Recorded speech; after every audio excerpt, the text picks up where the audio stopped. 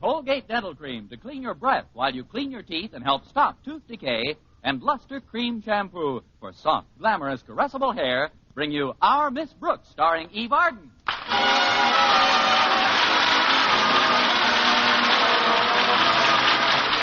It's time once again for another comedy episode of Our Miss Brooks under the direction of Al Lewis. Well, if persistence alone can earn a high grade, you've got to give our Miss Brooks, who teaches English at Madison High School, an A for effort.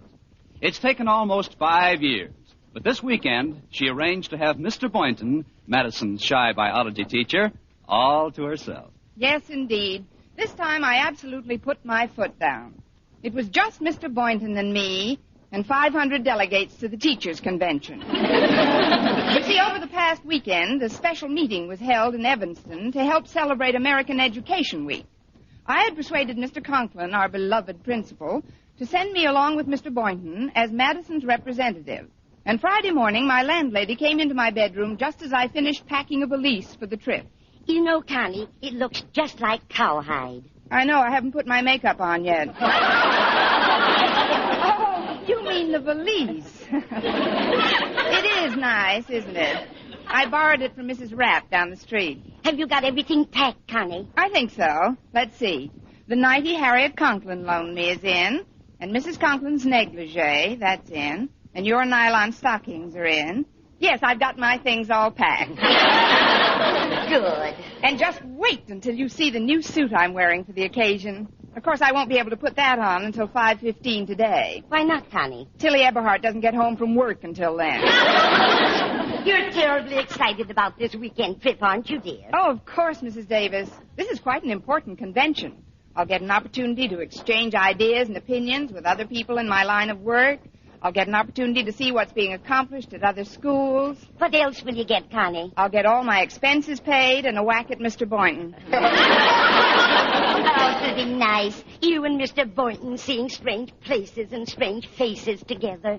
The strange places are all right, but the strange faces can go to the races. There's one thing that puzzled me, Connie. Knowing your relationship with Mr. Conklin, how did he happen to choose you as a delegate? Oh, it's very simple, Mrs. Davis. Remember 2 weeks ago, Mr. Conklin got himself a new gray flannel suit? Yes, indeed. His wife, Martha, told me he spent a small fortune on it. I'm glad it was a small fortune. I spilled a small bottle of ink on it Monday. You didn't? He now has gray flannel pants and a very sporty blue jacket. Anyway, on Tuesday, he left his wristwatch on his desk, and I accidentally brushed it to the floor while I was picking up some papers. Then when I bent down to get it, I broke the crystal. Oh, but the crystal is easily repaired. Not when you break it by putting your heel through the back of the watch. But, Connie, I still don't understand. Why did Mr. Conklin pick you for the convention this weekend? I was just getting to that, Mrs. Davis. You see, Mr. Conklin is buying a new pair of glasses this morning, and he wants to give them a 3-day head start. Sounds logical. Well, I know another English teacher at Madison who'll be mighty disappointed that she's not going on this trip. You mean Miss Enright? I do. She's almost as sweet on Mr. Boynton as you are, and this weekend trip would be a wonderful opportunity for her to cut you out with him. Please, Mrs. Davis, I just got up. Why talk about nightmares?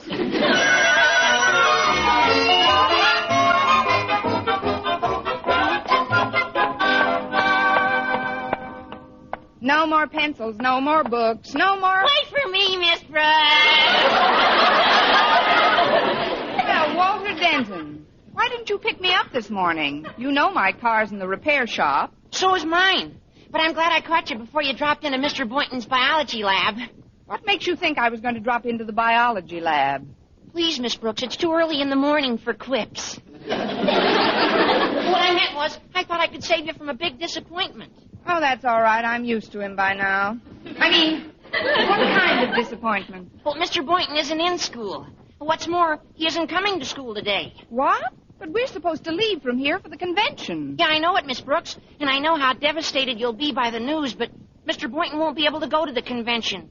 He's sick in bed. Sick in bed? How do you know? Harriet told me. He called in a little while ago and left a message with one of the teachers. Well, how can I leave town if Mr. Boynton is sick? He has no more relatives in this part of the world than I have. Who'll take care of him? Let me put your mind completely at ease, Miss Brooks. Harriet and I can run errands for Mr. Boynton, and I'm sure Miss Enright will be glad to nurse him back to health. She's an RN, you know. Yes, I know. A real nothing. You're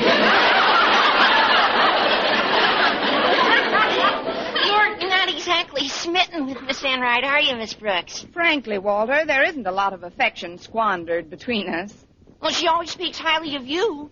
Just the other day, Miss Enright said the only reason she can't see a romantic attachment between Mr. Boynton and yourself is because of the difference in your ages. Miss Enright said that? Sure. Let's see now. What were her exact words? Oh, I remember. She said that in her opinion, Mr. Boynton was definitely old enough to be your kid brother. Oh, she did she? Well, that makes my next step quite apparent. If you'll excuse me, Walter, I'm going right over to the principal's office. What for? I've got to see a man about a cat.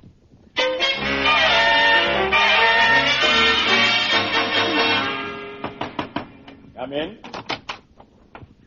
Good morning, Mr. Conklin. Don't come any closer, Miss Brooks. But, sir, I just... If you take one more step, I'll call for help. You will be pleased to know, I am sure, that thanks to your valiant efforts, I have become one of the poorest accident insurance risks in this part of the state. I won't draw an easy breath until you're on the train this afternoon. I presume you're packed and ready to go? Yes, sir, and I'm really looking forward to it.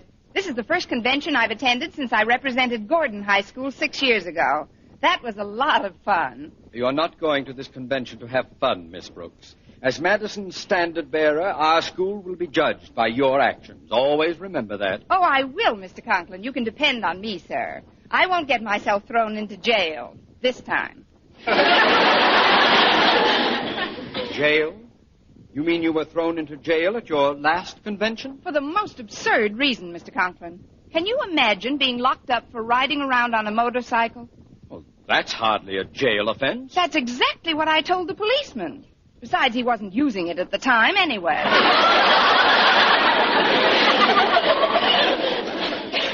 You took a policeman's motorcycle? It was just a lark. There was absolutely no reason for them to put that picture in the paper. What picture?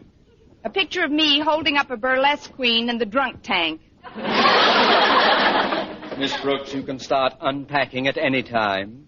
You're not going to the convention. Not going? But, Mr. Conklin, think of your new glasses. My glasses will have to live dangerously like the rest of my person. But if you don't send me, who will you send? I haven't given it any thought. Have you any suggestions? I haven't given it any thought either, Miss Enright. Miss Enright might be just the person. She has poise, bearing. Do you think she'll relish the idea of going? Believe me, Mr. Conklin, when you tell her about it, she'll be so happy she'll clap her paws in glee. Now, if you'll excuse me, sir, I'll get to my classroom. Very well, Miss Brooks. Dismissed. All right, so up.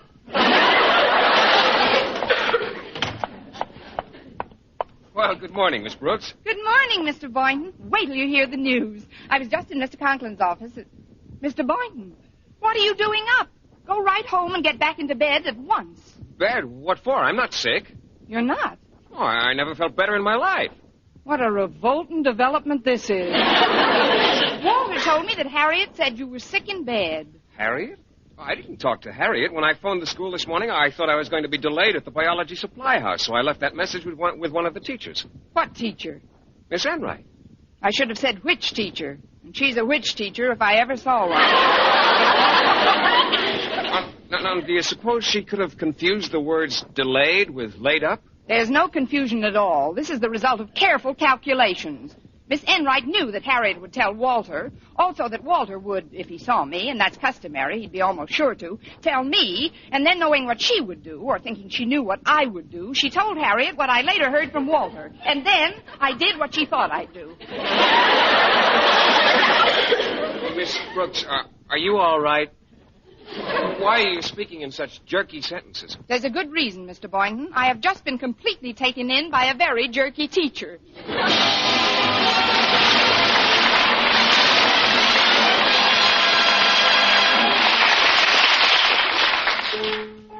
Brush your teeth with Colgate. Colgate Dental Cream. It cleans your breath. What a toothpaste. While it cleans your teeth. Colgate toothpaste. Cleans your breath. What a toothpaste. While it cleans your teeth. Colgate Dental Cream cleans your breath while it cleans your teeth. And the Colgate way stops tooth decay best. More than 2 years' research showed the Colgate way of brushing teeth right after eating helped stop more decay for more people than ever before reported in dentifrice history. Yes, the Colgate way stopped tooth decay best. Better than any other home method of oral hygiene. No other dentifrice, ammoniated or not, has proof of such results. And you should know that Colgate's, while not mentioned by name, was the one and only toothpaste used in the research on tooth decay recently reported in Reader's Digest. So always follow the Colgate way to clean your breath while you clean your teeth and stop tooth decay best.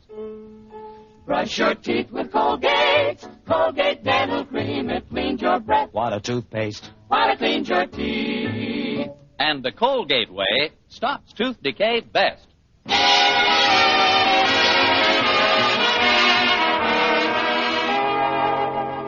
Well, when we sat down to lunch in the school cafeteria, I told Mr. Boynton that I suspected Miss Enright of deliberately saying he was ill so that I would withdraw and she could go in my place. At first he refused to believe it of her, but finally his sense of justice was so completely outraged that he seemed beside himself with fury, and he violently shouted, Maybe it was all a misunderstanding.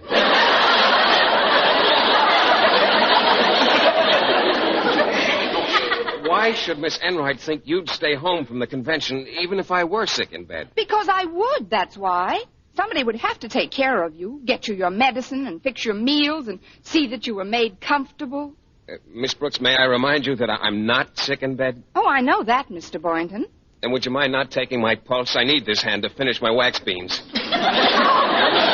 I still say that when people haven't any relatives in a place, it's up to the people who think something of people to do something for the people they think something of. Maybe I should teach Spanish. I know you're disappointed about not attending the convention, Miss Brooks, but if you have any suggestions you'd like me to put before the meeting... There's only one suggestion I'm worried about, and that'll come from Miss Enright to you. Hey, that's funny. What? You're mentioning Miss Enright. She's heading for the table now.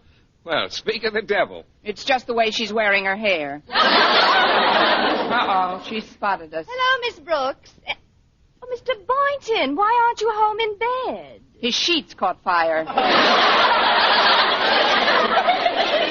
You know yourself, Miss Enright, that I only phoned to say I might be delayed getting to school. Delayed? I thought you said laid up. You did? See, Miss Brooks, it was a misunderstanding. Oh, of course. Like the one Custer had with those red chaps. Now, don't be a bad loser, darling. Not that you are, really. I understand that you personally recommended me to Mr. Conklin for the position of second delegate from Madison High. You did that, Miss Brooks?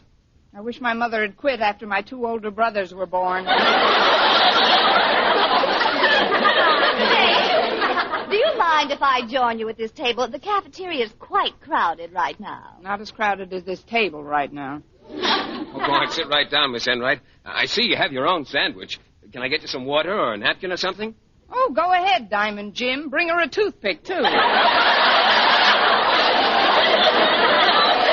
I'd love some water, please, Mr. Boynton. Very well. I'll get some for all of us.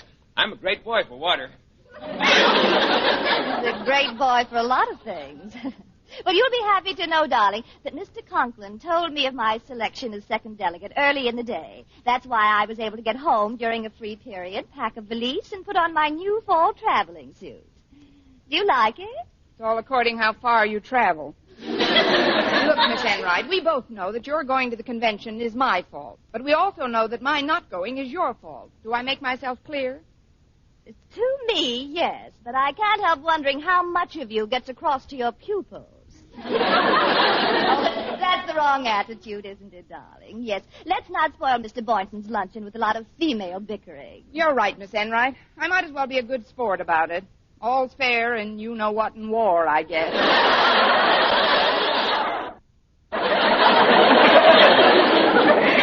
Well, here we are, ladies. Some good old aqua pura. Greatest thing since water. Sit down, Mr. Boynton. I brought some coffee for us, too. Oh, that was very considerate, Mr. Boynton. Tell me, do you think the suit I'm wearing is all right for our train trip today? Yes, Miss Enright, it looks fine. It's a very provocative shade of green.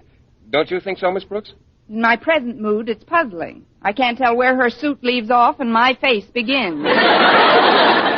Actually, Miss Enright, it is an interesting shade of green. Who knows, you may blend in with your Pullman chair so well, Mr. Boynton won't be able to find you. That's what you call being a good sport, Miss Brooks. Sorry. Let's be gay, shall we? Drink up, Mr. Boynton. We'll knock that water cooler silly.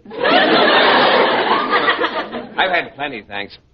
I'm working on this beef stew right now. If you ladies will excuse me, I'm not much for conversation while I'm eating. Of course, Mr. Boynton. Bon voyage.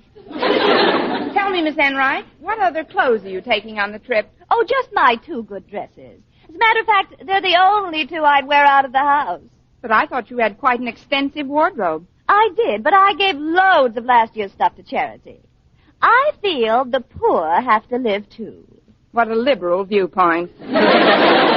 Oh, I'm sorry, Miss Enright. I'd really like to let bygones be bygones. I'm going to get myself a little dessert now. May I bring you something? Well, I could do with a piece of pie. I'll be happy to do you with a piece of pie. I'll pick out something real nice. Where are you going, Miss Brooks? Can I get something for you? You keep bucking that beef. You're only yards away from a first down. I'll be back in a jiffy. Don't make it anything too rich, darling. Oh, leave it to me, darling. I'll fix you up fine. Hi, Miss Brooks. I was happy to see that Mr. Boynton wasn't sick enough to miss school today. He's not sick at all, Harriet. It was just a plot to get me to volunteer to stay home so Miss Enright could go to the convention in my place. I suggested her to Mr. Conklin myself. And he took your suggestion? Hook, line, and sinker. But I've got an idea that may still turn the tables. I'm going to get Miss Enright a nice piece of pie. A piece of pie? Because she played a dirty trick on you? Exactly. Let's see now. What goes poorest with a green dress? With a green... Oh, I get it, Miss Brooks. You're going to present Miss Enright with the pie, but in several places. Why, Harriet Conklin, what an outrageous thought. I'll just take this coconut cream pie, I believe. How about taking this piece, too? Both of them? Well, sure. Then you can lose your balance easier. And as you let her have it, you can sing White Christmas. You have an extremely poetic mind. Oh, Harriet, there's no one at this counter to punch my food check. Will you please get it done for me? I'll pick it up on my way out. Oh, sure, Miss Brooks. You go right ahead. Thanks, dear. Don't mention it. Happy landing on. Well, I hope I wasn't too long. I brought some pie back for both of you. Oh, it was very thoughtful, Miss Brooks. It looks delicious. Oh, yes, it does. I'll pass Mr. Boynton's piece over to him, Miss Brooks. I think I can manage. Oh, come on, let me have it.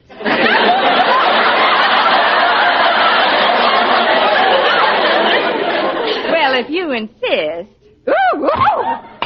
Oh, I must have tripped. How could you be so clumsy? Oh, my goodness, the pie's all over your new suit. Oh, well, not quite all over it, Mr. Boynton. Most of it's splattered on the coat. The skirt's not touched, thank goodness. That's what I get for not keeping my head down. Here, I'll just dip a napkin in this water. Maybe we can get some of the goo off your coat. Here, let me try. Watch out for the coffee cup. Oh, no. All over my skirt. That's what I call teamwork.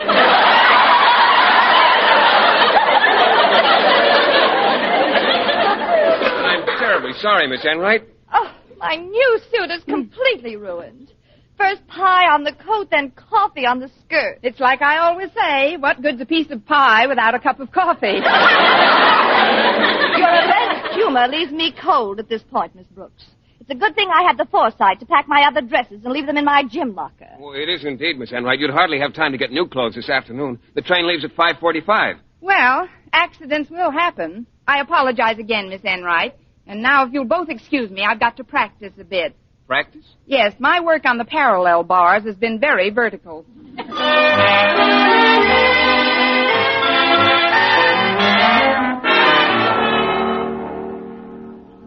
You sent for me, Mr. Conklin? Yes, Miss Brooks, I did. I have just spoken with Miss Enright. She, it appears, was foolhardy enough to have lunch with you.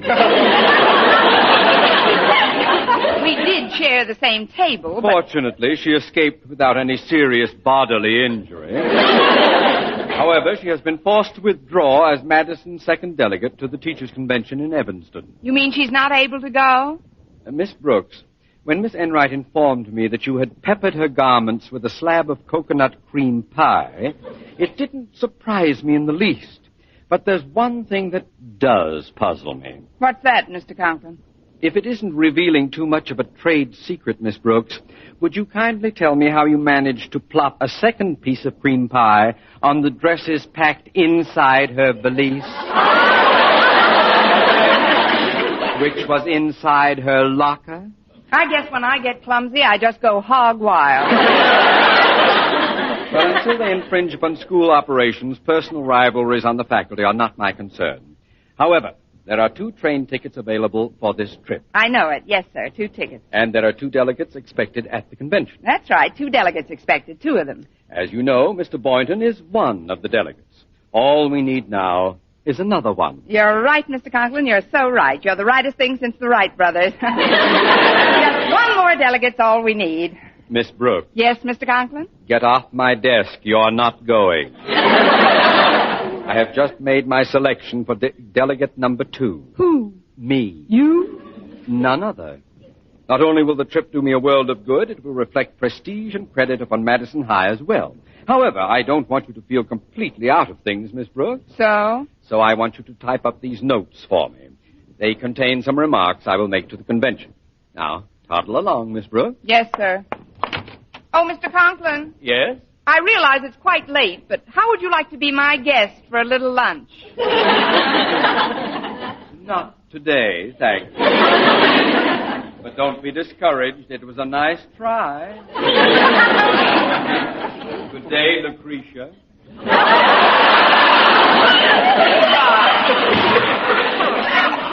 Don't be discouraged, he says. Of all things to happen to a person. Miss Brooks, you must be upset today. You're talking to yourself. I know. I'm a very good listener.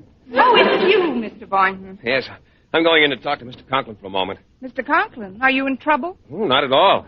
Rather not mention why I'm seeing him until after the interview. But if you'll wait right here, Miss Brooks, I think I'll have a pleasant surprise for you when I come out of his office. Surprise? Yes, no, wait right by that fire hose on the wall. I'll just be a few minutes. Don't worry, Mr. Boynton. Unless the hose catches on fire, I'll be here.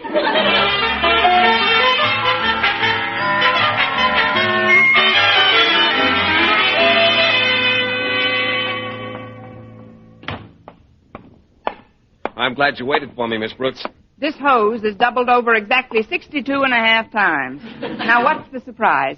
Well, I knew how anxious you were to make this trip to Evanston, so when Miss Enright withdrew, I determined to prevail upon Mr. Conklin to let you go as originally planned. But there are only 2 tickets available, and Mr. Conklin is using one of them himself. I know that, Miss Brooks, but you're going anyhow. I am? Yes, I turned back my ticket to Mr. Conklin. Of course, he was a little timorous at first, but when I pointed out how helpful you could be to him, taking notes and typing and whatnot, he agreed to have you accompany him to the convention. But what about you, Mr. Boynton? Oh, don't worry about me. I'll be busy as a bee over the weekend. I'll probably go on a shopping tour with Miss Enright. You really must excuse me, Mr. Boynton. This is the only traveling dress I own, and I've got to fix it up right away. Fix it up? What's wrong with it? That's obvious. It hasn't any coconut cream pie on it.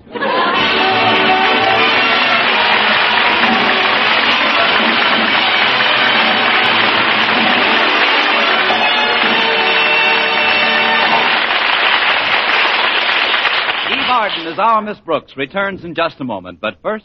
Dream girl, beautiful luster cream girl. Tonight? Yes, tonight, show him how much lovelier your hair can look after a Luster Cream shampoo. Luster Cream, world's finest shampoo. No other shampoo in the world gives you Kay Daumit's magic blend of secret ingredients plus gentle lanolin. Better than a soap, better than a liquid, Luster Cream is a dainty cream shampoo. Leaves hair 3 ways lovelier. Fragrantly clean, free of loose dandruff, glistening with sheen, soft, manageable. Even in hardest water, Luster Cream lathers instantly. No special rinse needed after a Luster Cream shampoo. So gentle, Luster Cream is wonderful even for children's hair. Tonight? Yes, tonight, try Luster Cream shampoo. Dream girl, beautiful luster cream girl. You owe your crowning glory to a luster cream shampoo. And now, once again, here is our Miss Brooks. Well, by the time I got to the cafeteria, they were all out of pie. So I took a short detour through the machine shop where a terrible thing occurred. I accidentally ripped my dress on a rusty nail lying in a locked toolbox which I had jimmied open. About 15 minutes later, as I left Mr. Conklin's office, I bumped into Miss Enright. Oh, it's you, Miss Brooks. Don't you think you've done enough damage for one day? I'm terribly sorry about what happened, Miss Enright, but I have tried to make it up to you. What do you mean? I've just arranged with Mr. Conklin for you to go in my place. But my clothes... Mrs. Davis is bringing over her new suit for you. You both wear the same size, and she said she'd be happy to lend it to you. Well, you have had an attack of conscience, Miss Brooks. But I'm not one to look a gift horse in the mouth. I'll turn my head. Here's the ticket. Well, thank you, dear. Mr. Boynton and I will send you a postcard. Well, Miss Enright, I hear you're going to the convention after all. Yes, indeed, Mr. Conklin. The train leaves at 5:45, so be sure to meet me at the station at 5:30. Meet you? What about Mr. Boynton? I'm going in his place. Now, I've got to pack my bag. Be sure you're on time, Miss Enright.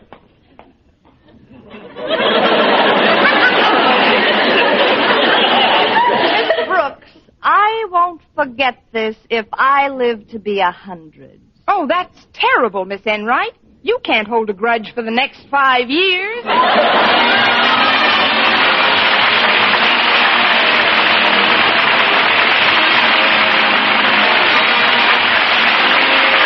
This is Vern Smith reminding you to tune in next week to another Our Miss Brooks show, brought to you by Luster Cream Shampoo for soft, glamorous, caressable hair, and Colgate Dental Cream to clean your breath while you clean your teeth and help stop tooth decay. Our Miss Brooks, starring Eve Arden, is produced by Larry Burns, written by Al Lewis, with the music of Wilbur Hatch. Mr. Boynton is played by Jeff Chandler, Mr. Conklin by Gail Gordon.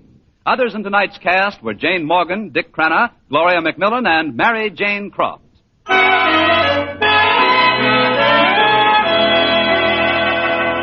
Doctors prove Palmolive soap can bring you a lovelier complexion in 14 days. Yes, 36 leading skin specialists proved in tests on 1,285 different women that Palmolive soap facials, using nothing but Palmolive, brought new complexion beauty to 2 women out of 3. Just wash your face 3 times daily with Palmolive soap, each time for 60 seconds, massaging Palmolive's beauty lather onto your skin. Then rinse and pat dry. So start your Palmolive facials today. Remember, doctors prove Palmolive soap can bring you a lovelier complexion in 14 days.